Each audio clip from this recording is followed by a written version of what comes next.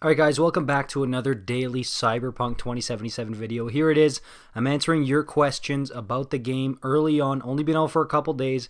If I didn't answer something that satisfies you today, leave a comment. I'll probably make a part 2 if I get enough of them. And usually I'll put the comments up on the screen, but that last video blew up, and thank you guys so much for that. But there was over 2,000 comments, so I'm just going to answer the ones that were most common and most upvoted, and hopefully I'll get to yours in part 2. Let's jump right in. Alright, a big one that I got was tied to population density. Are the streets dead? Is there like nobody roaming the streets, especially on last gen? Yes, dude, it is dead. I mean, look, there are NPCs roaming the streets, but keep in mind there's a ton of pop-in, and if you watch my previous videos, you know that this is honestly probably one of my biggest complaints right now is the low population density, because it just doesn't feel right in Night City. And I know right now, with everything going on in the world, it seems kind of normal for us for there not to be a bunch of people out on the streets. But in Night City 2077, it should be bustling packed. And I get it, because especially on PS4, Xbox One, if you throw too many people densely packed in the same area, the game's going to crash. So that's why they've done it, but it is still kind of disappointing. But yes, the streets are pretty dead. Up next, interiors. Are there a lot of interiors? Yes, there are, but I will say this, there aren't as many as I would have liked. And again, runs back to how good would the game actually run if they would have lived up on their word and what they said. Remember when they said, like, oh yeah, the map is smaller than The Witcher 3, but don't worry, you're going to be able to go inside almost every building, and every building is like 5, 10, 15, 20 floors. Like, don't get me wrong, there's a ton of interiors and they're awesome, but I thought there was going to be more. And the map is decently sized. I would say it's big enough, but I am disappointed to not see more fleshed out interiors, because to me, I'm huge on that. I love, especially like in games like Saints Row 2, where they go in and they kind of flesh out all of the interiors like crazy. From the meat factory, the science center, the museum, and the mall.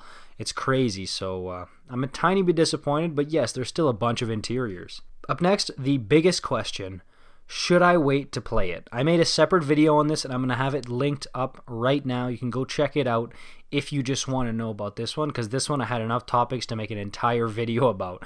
But this was by far the most asked question. Should I wait to play it until everything's fixed up, or should I just play it right now? Up next, how is the free roam? What is there to do in free roam?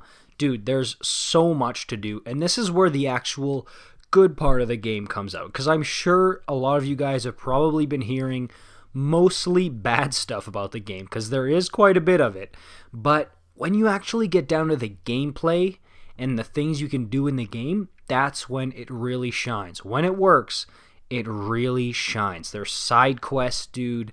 Apart from the main missions, there's crimes, there's assaults, odd jobs you can do. Like, dude, the side content, and I know you guys are thinking, okay, that doesn't really count free roam side content.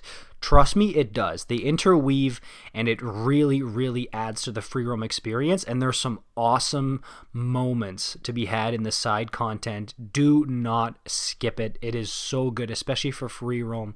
And then you can explore. I know what I just said about the interiors. There's not as many as I would like, but, dude, sightseeing in Night City is awesome when the game works again, but it's awesome because there's so many bars, markets, city centers, and things like that. Even out in the Badlands, it's pretty cool to go check out. But yeah, free roam is where it really shines. I do wish there were more interiors, and also I wish the NPCs were more RPG caliber, I guess you could say, because the NPCs are they feel lifeless, you know. They feel just like pop-in kind of filler type stuff for show kind of. Whereas in an RPG, usually these should feel like pretty authentic, legit people. So that's also a little disappointing. But the world itself is absolutely incredible. You will get lost in it, and you'll have a great time in free roam. The secrets too. I forgot to mention the secrets, because I mean, a lot of people just do a lot of the basic free roam type stuff. Either you own a rampage, you go sightseeing and being a tourist, but there's so many secrets to uncover, secret locations and stuff, doors, passages, and things like that. So take the time to go in and go secret hunting, I like to call it, because there's a lot of them here, and you will have a ball. You will, trust me, you will really enjoy it, and you might even get rewarded for it in the form of loot or a nice car or something. Up next, how bad are the bugs? Okay, I'm recording this. Hotfix patch 1.04 just got released. From what I'm hearing for the community, it does help out, but it's not a full-on patch. It's just a hotfix, so there will still be a good amount of bugs, especially on last gen. But across the board, man, people on PC, on PS5, Series X are still experiencing a bunch of crashes and stuff, so this isn't just a last gen problem. I mean, there's bugs across the board everywhere. So how bad are they? It depends on the player, dude. I mean, I've seen some people who have 12 crashes in their first day of playing, and I've seen people who go 3 days and only have 1 crash. It depends on the system you're playing on, the makeup of your particular system. Like for me, dude, I only had 1 crash in my first day on a base Xbox One with the VCR and everything. Like the oldest, pretty much worst console you can play this thing on. I had 1 crash. But then again, day 2 and day 3, I had a few more crashes, and now it's kind of getting to be the norm. So the crashing is honestly the most annoying thing, but patch 0.104 says that it does have some crash fixes. We'll see just how legit that is, but hopefully CDPR keeps their word and keeps updating this game. And I'm sure they will, because this thing is a cash cow for them, and they need to keep optimizing it. And yeah, I really do think that they're going to keep doing it. But to answer the actual question, how bad are the bugs? I would say right now they're about a 5.5 out of 10, maybe a 6. But I hate doing those ratings. You're like, what? What are you on cracks? 5.5 out of 10? No way.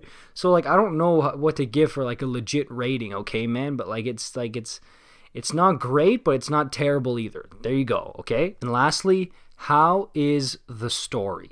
To me, dude, I mean, okay, I love the free roam, the exploring of the open world. The star is the story, because the choices you can make and the different storylines, and dude, side content and main content kind of gets blended together, and you don't really know which way is up and which mission is a side one and which one's a main one. And it's awesome because it kind of feels like you're just in the Cyberpunk world. You're actually in Night City, and you're dealing with real life events. It's not like, oh, I'm going to a mission. No, it feels like, oh, okay, I'm going to go do this favor for this person so I can help this person and do that. Like, that's how you're thinking about it when you're playing this campaign, which is really interesting and new for me, because to me, I've loved a lot of campaigns before, but very rarely, if ever, have I been able to say, wow, it sucked me in so much that I felt like I was a part of the world, just kind of in the world's ecosystem, if that makes any sense. The last game to make me feel like that was Red Dead 2. So the story here is phenomenal. They just need to iron out all the kinks, and it's such a shame that there were so many kinks here, and it's getting a lot of backlash. And I'm not absolving them from it, because they do deserve a lot of the backlash they've been getting, but it's just such a shame, because when the game works, it's so good. It just needs to work more consistently. Alright guys, that's going to do it for me on this one. Leave me down some comments down below with the questions that you want answered if you're still on the fence about it, which I'm sure a lot of you guys are. And I'll probably make a part 2 to this video, because I mean, I want to keep you guys informed and give you guys my honest opinion and my experience so far. But yeah, leave a comment down below, like this video, subscribe for more Cyberpunk content. See you in the next one, alright? Peace out.